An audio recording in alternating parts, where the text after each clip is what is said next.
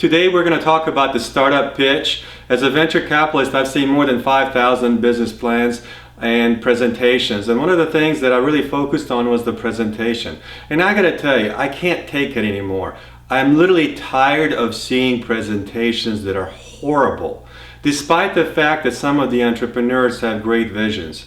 So I finally decided to standardize a process for entrepreneurs wanting to pitch investors for money. And at the end of the day, it is a pitch.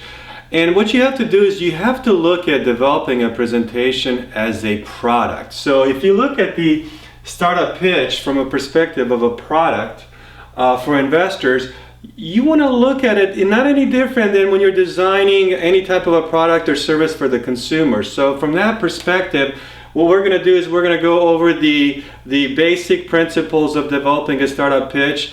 I can tell you that I have funded entrepreneurs just on the presentation instead of reading the business plan. In fact, one of the things I talk about in Entrepreneur Myths, the Startup Reality, the book I wrote, based on my experiences of running a venture fund, seed venture fund, is that there is a myth, 31, which is the business plan is critical to not only operating the business, but also getting funded. And I can tell you that I've personally written probably more than 40, 50 business plans. I'm kind of ashamed to admit it, but I will. But the ones that I've been funded on, ironically, were not based on business plans. The startups that I had been funded on were basically either funded on a presentation or actually on a napkin. So there you go. But what I wanted to show you is that if you focus more on developing a really tight presentation, the startup pitch, then you really don't have to, in my opinion, develop a business plan, because your presentation can serve, the way I'm going to show you to design it, can serve as a business plan. So let's start. A couple of things. First of all, don't forget, your startup pitch is like a product that you're pitching to the investors, whether they're VCs or angels or some of the other entities that I talk about in some of the other videos. And also you want to think about it from a perspective of what is the intent of the presentation. So there's two, in my opinion, two options you can go. First is you can develop a full scale presentation startup pitch, but then you can tone it down where if you want to just get the interest from an investor to get to the table and talk to them about it in full detail, then you can customize it, and I'll show you how to do that. And then also you want to develop it in such a way where it's a full scale, where if you're in a VC meeting, you're pitching them all the way for the money. So a couple of things. You want to standardize the presentation, okay? The other thing is, keep it simply exciting. I know people love to use the KISS principle, but no, it's not about keep it simple and stupid. Keep it simple and exciting, because you're dealing with, when you're pitching VCs especially, the extremely smart people, so you want to make it simple but exciting.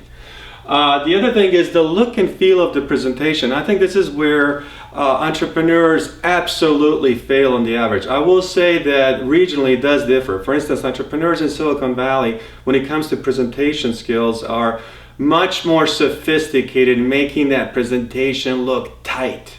And I'll explain to you in terms of design what that means. But you know what tight means. You see a presentation, everything just looks perfect about it.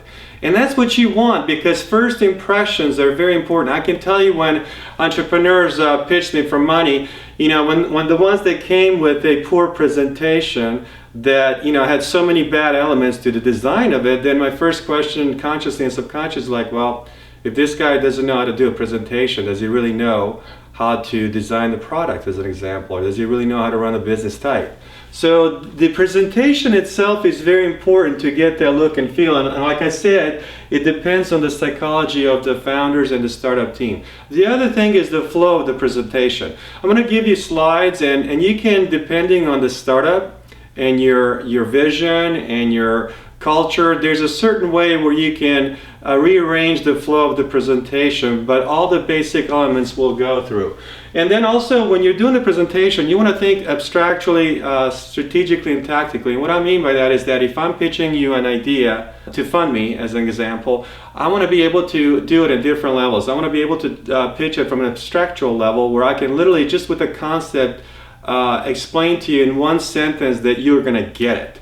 And so you have to look at it from those three different levels. At a high level, what the concept is, and then strategically how that comes down and fits into the overall market opportunity. And of course, you have to show the tactical capability of what you're doing.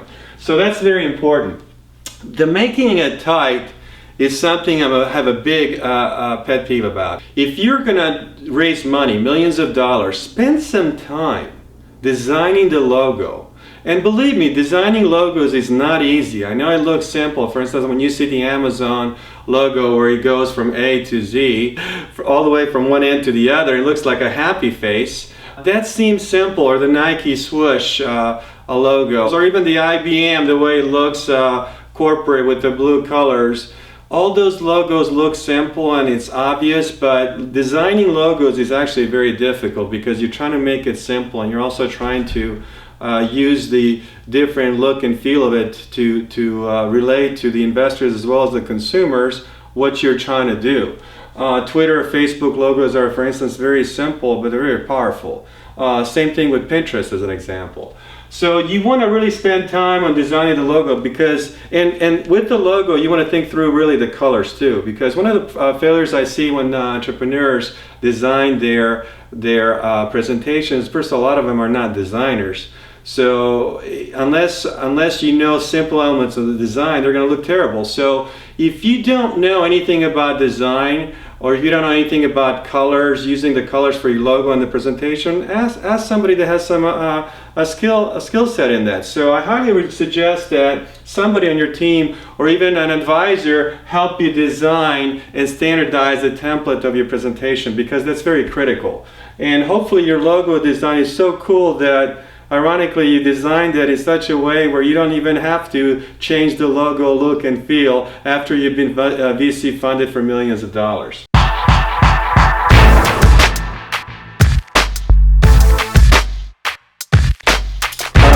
One of the last points of the overall look and feel is that when you're doing a presentation, you want to tell a story. Okay, no matter how you look at it, slice it or dice it, whether it's 5 slides, 10 slides, or 15 slides, you want to tell a story, okay? And I usually use the example of 5 W's and 1 H that the great Taiichi Ohno, the inventor of the Toyota production system, used in manufacturing and any type of a lean, efficient business process, is that you want to incorporate the 5 W's into the presentation throughout, and the H. And what I mean by that is why you started the idea or the company, why you were driven to do so, and you want to incorporate that inside the story.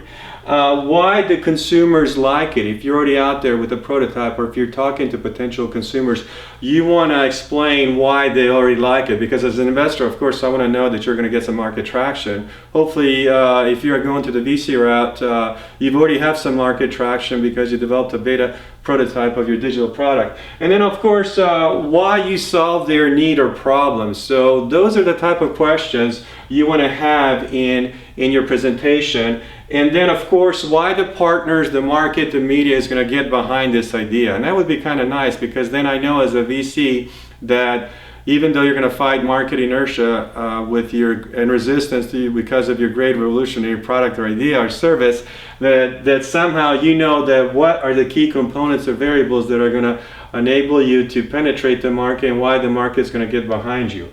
And then, of course, why you're fundable. For heaven's sake, that's the whole objective of this startup pitch, is that you're selling yourself, you're selling the company, you're selling the founders and the vision, yada, yada, yada. But bottom line is you also have to explain why you're fundable. And there's many reasons, and the slides that we're going to incorporate and standardize are going to explain that. And then, of course, the H is the how you're going to get it done. So those type of things have to be incorporated in a story. You know, of course, you want to maybe give perfect examples. Like for one of the startups that we're funding under Stealth, I actually created a whole story of why the startup was founded.